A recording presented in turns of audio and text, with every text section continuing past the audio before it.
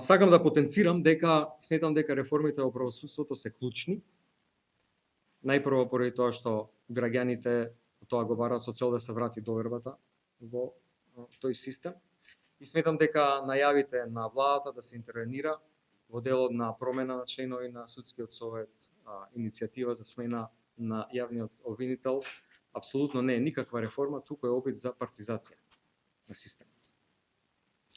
Постои јасна стратегија која што е во планот за раст, која што нашата влада на СДСМ го спремаше, оваа влада на ВМРО ДПМН, премиерот го потпиша во Брисел, во кој што јасен е патоказот, во кој што реформската агенда треба да се оди, да се имплементираат различни сегменти и измени на закон, за да вистински се реформира судскиот совет и целокупниот правосуден систем кај нас.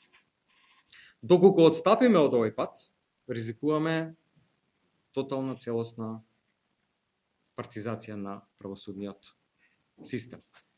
При тоа, владата веќе прави консултации за новиот закон за судски совет по сите апелациони подрачја и на овој начин, едноставно, самата на себе си прави упад во системот, менувајќи ги на членовите на судскиот совет, кои што во оваа сценарио би биле сменети, избрани нови по стариот закон. Еве платформата на која што треба да имаме национално обединување. Најголемата потреба на државата и граѓаните е реформата во правосудниот систем. Има серија на закони кои што треба да се донесат и ги повикам сите партии тоа да го направиме во парламентот. Да одиме по патоказот на реформската агенда за да направиме вистинска реформа на правосудниот систем, а не дополнителна партизација. Тие закони кои што се и во програмата на владата за месец март,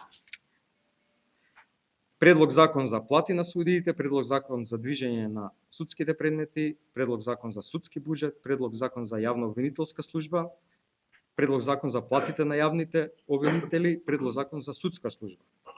И во април месец предлог закон за судовите и предлог закон за судскиот совет.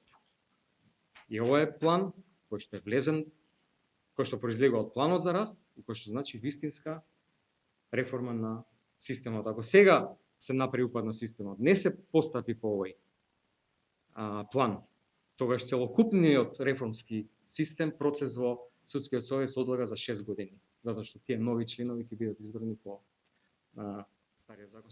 Сметам дека нема апсолутно ниту една причина да не одиме по зацртаниот и потврден пат, кој што владата го потпише у Брисел со цел да се реформира целокупниот правосуден систем. Кај нас сакам да повторам дека како партија во парламентот ќе ги поддржиме сите реформски закони кои што произлегуваат од планот за раст, односно реформската агенда во делот на судството. За се друго сметаме дека е упад во системот и груба партизација на истиот. Ви благодарам.